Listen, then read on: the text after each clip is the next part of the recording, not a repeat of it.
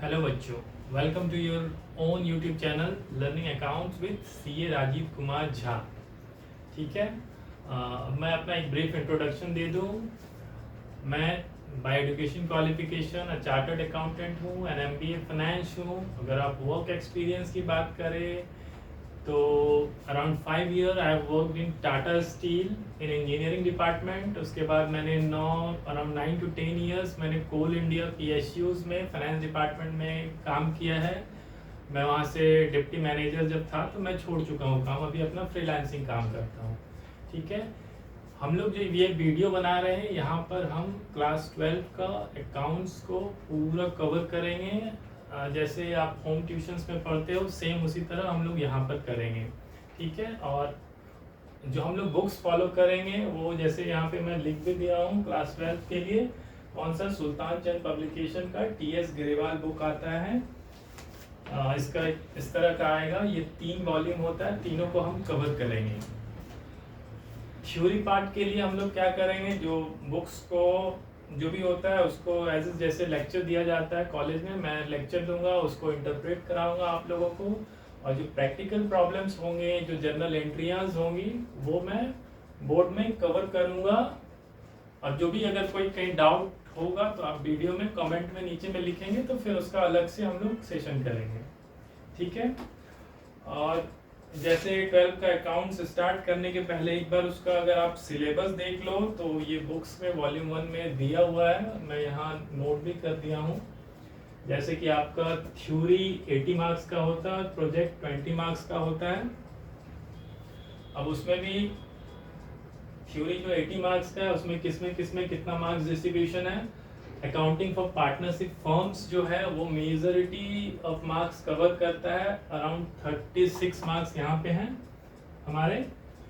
फिर कंपनीज का जो अकाउंट्स होता है, अकाउंटिंग फॉर कंपनीज, वहाँ पे 24 मार्क्स हैं, टोटल 60 मार्क्स हो गया। उसके बाद फाइनेंशियल स्टेटमेंट्स एनालिसिस जो होता है वो 12 मार्क्स का है। और कैश फ्लो स्टेटमेंट हमारा 8 मार्क्स का है, इधर 20 मार्क्स, टोटल 80 मार्क्स हो गया। और जो प्रोजेक्ट होगा वो 20 मार्क्स आपके स्कूल में कवर कराया जाएगा, वहां पर सबमिट होगा। ठीक है।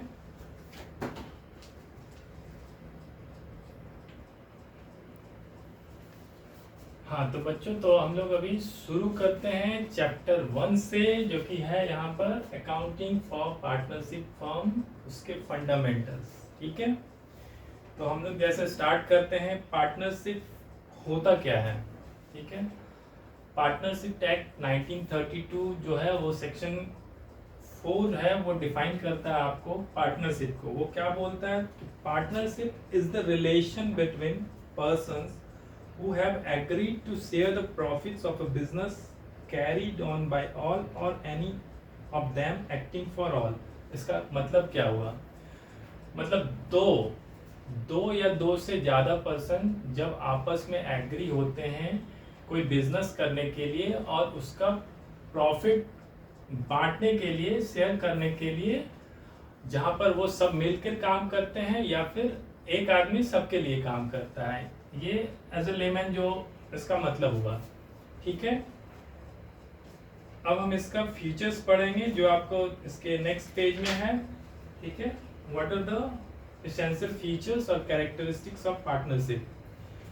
ये थ्योरी मार्क्स मतलब क्वेश्चंस में ये सब आता है, तो ये सब आपको ऐसे याद रखने की जरूरत नहीं है। अगर आप कंसेप्ट समझ लें कि होता क्या है तो ये सब आप खुद बना दोगे।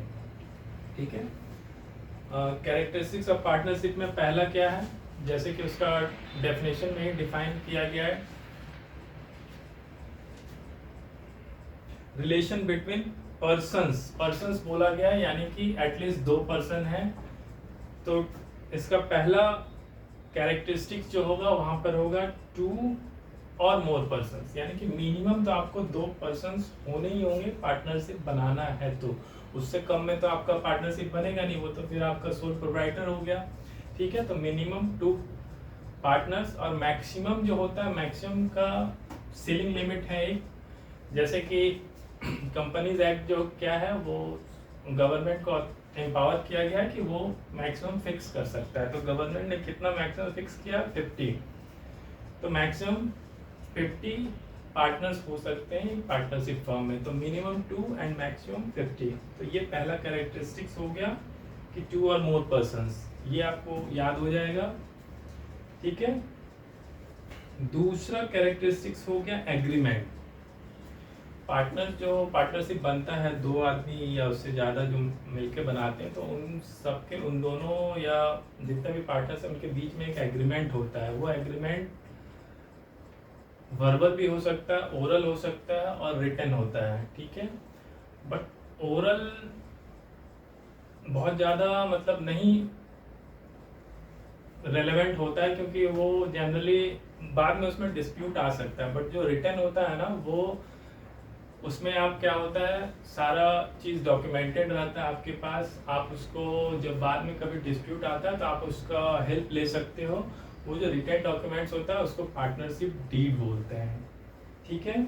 तो वही हो गया दूसरा point, agreement. Partnership comes into existence by an agreement either written or oral, जैसा बताया। Written agreement among the partner is known as partnership deed, ये भी बता दिया। तो आपका 2 कैरेक्टरिस्टिक्स कवर हो गया। पहला 2 और मोर पर्सन्स, दूसरा हो गया दोनों के बीच में एग्रीमेंट होगा, जो भी 2 या जितने पार्टनर हैं। तीसरा क्या है? बिजनेस। पार्टनरशिप बनता क्यों है? पार्टनरशिप बनता है कोई बिजनेस करने के लिए, तो ये उसका तीसरा कैरेक्टरिस्टिक्स हो गया कि बिजनेस होना चाहिए। चौथा कैरेक्टरिस्टिक्स क्या है? Profit sharing. जब आप कोई बिजनेस करते हो पार्टनरशिप बना के, तो उसमें तो प्रॉफिट के लिए ही करते हो ना, कि जो बिजनेस प्रॉफिट कमाए वो सब जितने भी पार्टनर है उसमें बटे। तो ये उसका चौथा कैरेक्टरिस्टिक्स हो गया, प्रॉफिट शेयरिंग। और पांचवा क्या होता है कि बिजनेस या तो सब मिलकर करें या कोई एक सबके बिहाफ में करे। तो वही होता है, business can be carried on by all or any of the partners acting for all. तो ये पांचों कैरेक्टरिस्टिक्स ऑफ पार्टनरशिप हो गया। इसको आपको अगर जो उसका जो एक्ट के अकॉर्डिंग जो डेफिनेशंस है पार्टनरशिप एक्ट के, अगर उसको आप पढ़ोगे तो वहीं पर आपको ये पांचों फीचर्स दिख जाएंगे। तो अगर आप कंसेप्चुअल देखना चाहो तो वो एक डेफिनेशन रटोगे तो ये सारा आपको माइंड में बैठ जाएगा, ये सारा फीचर्स और उसका कैरेक्टरिस्टिक्स, ठीक है।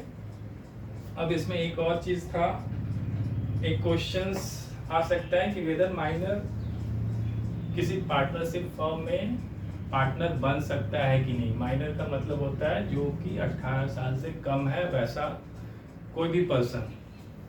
तो अगर आप इसका जवाब पूछोगे तो हाँ, वो बन सकता है पार्टनरशिप फर्म, बट वो सिर्फ प्रॉफिट में उसका शेयरिंग होता है, वो लॉस उसको नहीं दिया जाता है, लॉस में वो उसका डिस्ट्रीब्यूशन नहीं होता है, ठीक है। तो इसमें आप एक फर्स्ट कैरेक्टरिस्टिक में देखो, नीचे लिखा है minor as a partner.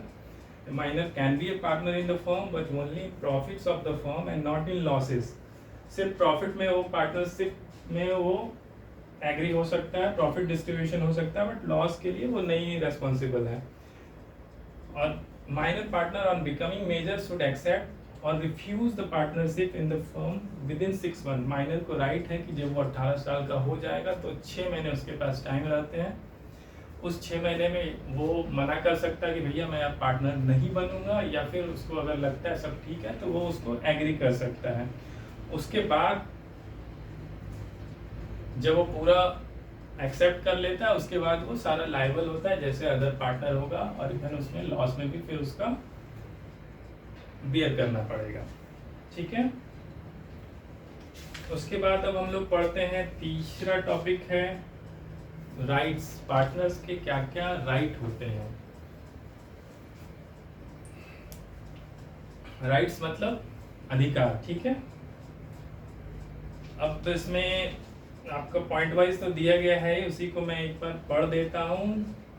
Partner को क्या राइट है कि वो जाके बिजनेस के मैनेजमेंट में पार्टिसिपेट करे, बिजनेस कैसे चल रहा है, क्या चल रहा है, ठीक से चल रहा है कि नहीं चल रहा है, वो उसको बराबर देखते रहे, उसको पार्टिसिपेट करें, ठीक है। अगर बिजनेस में कोई वैसा डिसीजन नया लेना है तो हर पार्टनर्स को राइट है कि दूसरा पार्टनर उससे आके कंसल्ट करे। कोई मतलब 2 या 3 पार्टनर हैं, कोई बिजनेस में कोई डिसीजन लेना चाहता है तो दूसरे पार्टनर को उसको इन्फॉर्म करना जरूरी है। दूसरा या तीसरा पार्टनर जो भी है उसके पास राइट है कि वो उस डिसीजन को या जो भी बिजनेस का मैटर है उसको वो उससे कंसल्ट किया जाए। ठीक है। तीसरा क्या टॉपिक है कि हर पार्टनर को राइट है कि वो उसका जो फर्म है उसका बुक्स ऑफ अकाउंट वो देख सके। ठीक है। चौथा राइट क्या है? चौथा राइट है कि वो अपने पार्टनरशिप फर्म में जो भी आता है, आपका जो एंड जो होता है उसका, जब आप ईयर एंड में आप उसे क्लोज करते हो तो उसके अकाउंट्स में जो भी प्रॉफिट होता है या लॉस होता है, पार्टनर्स को वो राइट है कि वो प्रॉफिट और लॉस को बांट सके। जैसा कि अगर वो एग्रीमेंट बना हुआ है, डीड बना हुआ है तो उस रेशियो में, और नहीं तो जो पार्टनरशिप एक्ट बोलता है उस अकॉर्डिंग वो पार्टनरशिप में प्रॉफिट और लॉस को बांट सके। ठीक है। पांचवा राइट क्या है? अगर पार्टनर कोई बिजनेस को आपके मतलब अपने बिजनेस को लोन दे रहा है तो वहां पर उसका राइट है कि उसको उस पर इंटरेस्ट दिया जाए। और ये जो होता है इंटरेस्ट जो मिलता है पार्टनर्स को जब वो लोन देता है अपने बिजनेस को, ये आपको मतलब फर्म को देना ही होता है, वेदर इट इज एग्रीड और नॉट। मतलब अगर ये पार्टनरशिप डीड में लिखा है या नहीं लिखा है, तब भी पार्टनरशिप एक्ट जो होता है 1932 वो उसमें लिखा हुआ है कि मिनिमम आपको 6% पर एनम से आपको इंटरेस्ट देना ही होगा। तो अगर कोई पार्टनर अपने फर्म को लोन देता है तो उसको 6% पर एनम के रेट से उसे इंटरेस्ट मिलेगा। ठीक है। तो ये पार्टनर्स का राइट है कि वो फर्म से अपना इंटरेस्ट ले सके। पार्टनर के पास राइट है कि वो किसी और दूसरे पार्टनर को फिर से कोई एडमिशन मांगे कि मान लो 2 या 3 पार्टनर है, चौथा कोई आ रहा है कि मुझे भी बना लो, तो पार्टनर्स जो एग्जिस्टिंग पार्टनर है उनको राइट है कि वो मना कर सके कि भैया हम आपको नहीं दे सकते। ठीक है। उसके बाद अगर कोई पार्टनर्स में 3, 4, 5 जो भी पार्टनर, अगर उस पार्टनर में कोई पार्टनरशिप फर्म को छोड़कर जाना चाहता है तो वो उसको राइट है कि वो नोटिस देकर पार्टनरशिप फर्म से रिटायर हो सके। बस यही राइट्स हैं 5-7। ये तो कुछ याद करने का वैसा नहीं है। अगर आप लॉजिकल उसको देखोगे कि उस बिजनेस को चलाने के लिए उसको क्या क्या करना पड़ता है तो वो सब मोस्टली उसके राइट्स में कवर होते हैं। ठीक है। उसके बाद हम लोग एक पार्टनरशिप डीड क्या होता है ये पढ़ेंगे। उसमें क्या क्या चीजें रहती हैं मेंशन, वो देख लेते हैं। ठीक है।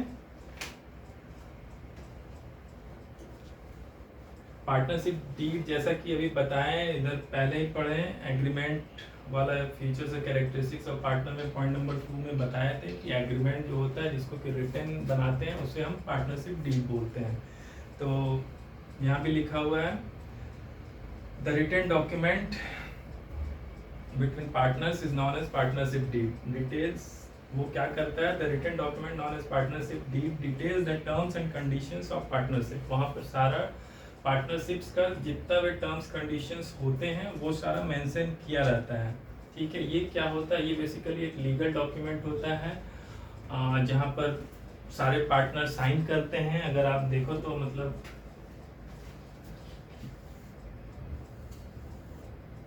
इस तरह का रिटन डॉक्यूमेंट्स होता है। यहाँ पर सारा टर्म्स कंडीशन मेंशन रहेगा।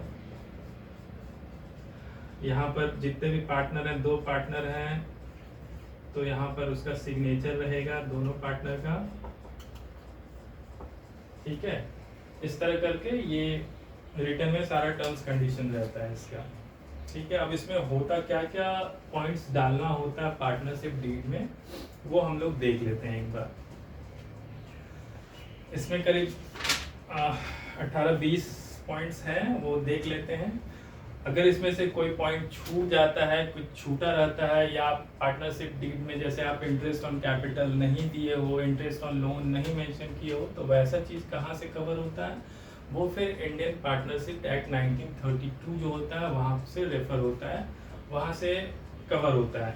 तो जितना भी पार्टनर्स मतलब फ्यूचर में डिस्प्यूट ना हो उसको हटाने के लिए, उसको कम करने के लिए जो पार्टनर्स होते हैं वो क्या करते हैं, मैक्सिमम जितना भी क्लाउज डाल सके वो डाल देते हैं डीड में। ठीक है, अब क्या क्या रहता है पहले आप देख लो। पहला जैसे क्या है कि भैया पार्टनर्स का नाम होगा, क्या नाम है उसका, क्या डिस्क्रिप्शन है, वो कहाँ रहता है, उसका एड्रेस होगा। ठीक है, दूसरा क्या होगा, फर्म का नाम, जो मिलके वो लोग जो फर्म बनाया उसका कुछ नाम होगा, XYZ जो भी होगा, तो फर्म का नाम होगा, उसका एड्रेस होगा कि कहाँ पर वो बनाया है। फिर प्लेस ऑफ बिजनेस, वो फर्म कहाँ से बिजनेस कर रही है उसका डिटेल्स होगा। नेचर ऑफ बिजनेस, मतलब वो फर्म करती क्या है वो मेंशन होगा। कमेंसमेंट ऑफ पार्टनरशिप, पार्टनरशिप किस डेट से शुरू हो रहा है वो डेट मेंशन करना है वहां पर।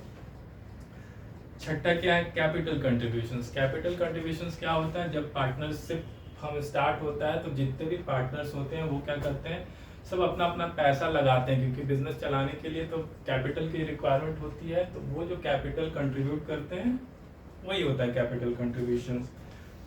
ठीक है, ये मेंशन रहता है कि किस पार्टनर का कितना कैपिटल है।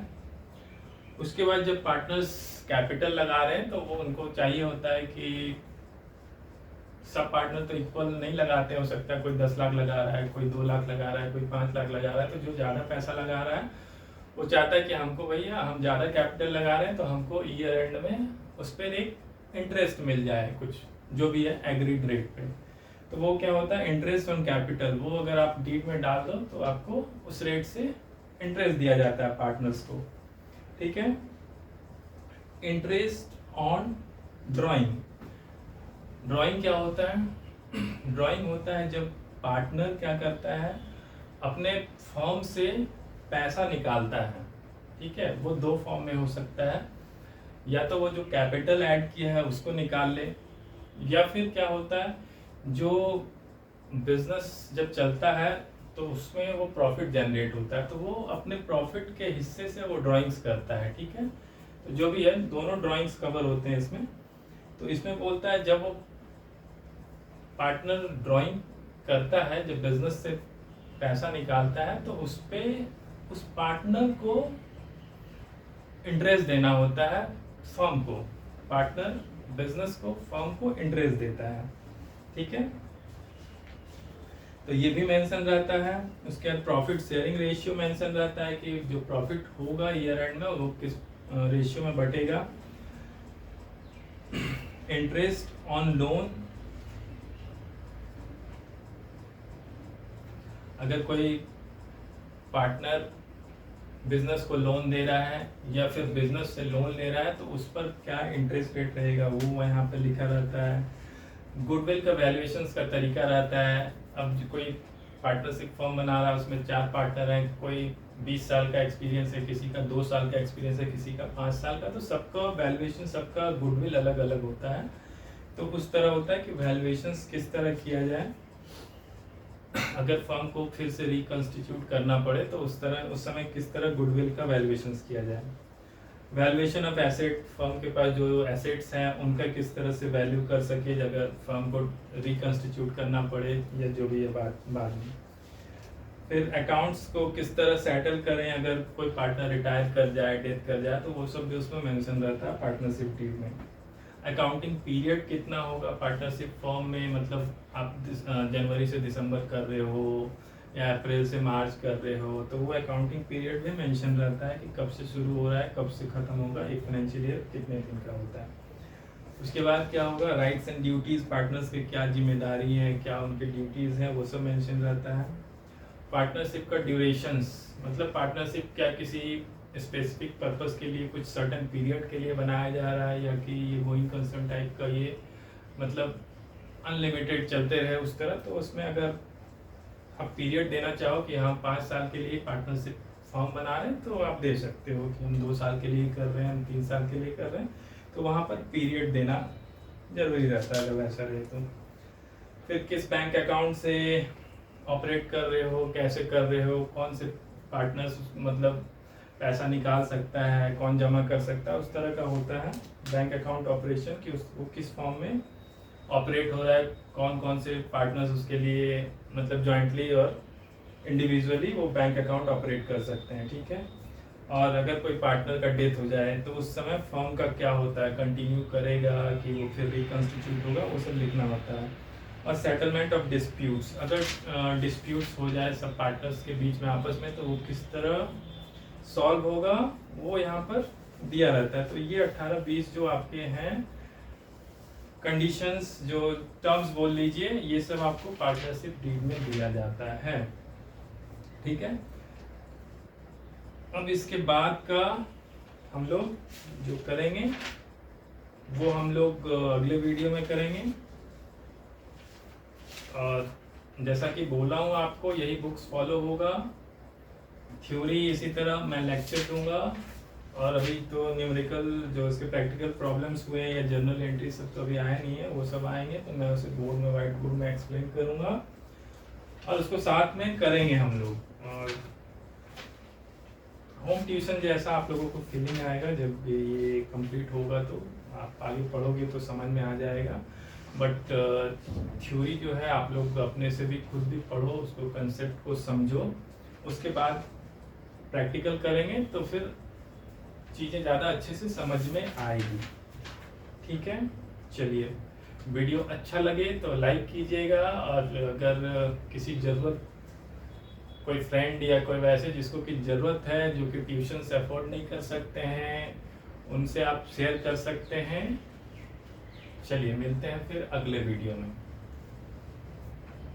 बाय।